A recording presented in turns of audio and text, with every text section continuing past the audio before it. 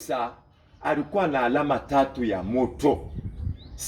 Moto ya kwanza ni ile ya kuchakuliwa kwa kiongozi wa Israeli. Moto ya pili Pansula ni alama ya mtu mtakatifu sana katikati ya Israeli.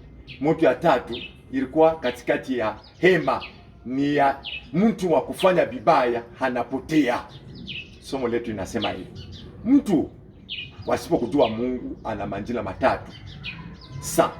Mtu wasipokujua Mungu ana majina matatu. Tutasoma Yakobo sura yake ya pili na mstari wa 25 mpaka 26. Yaani jina ya kwanza au ule mtu ni Kaba.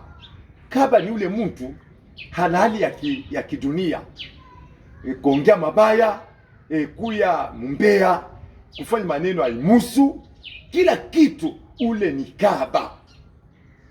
Ana jina ya pili, yeye ana mwili yake haina na Roho Mtakatifu, yaani ni akufa, yeye ana matendo mabaya ya kufa.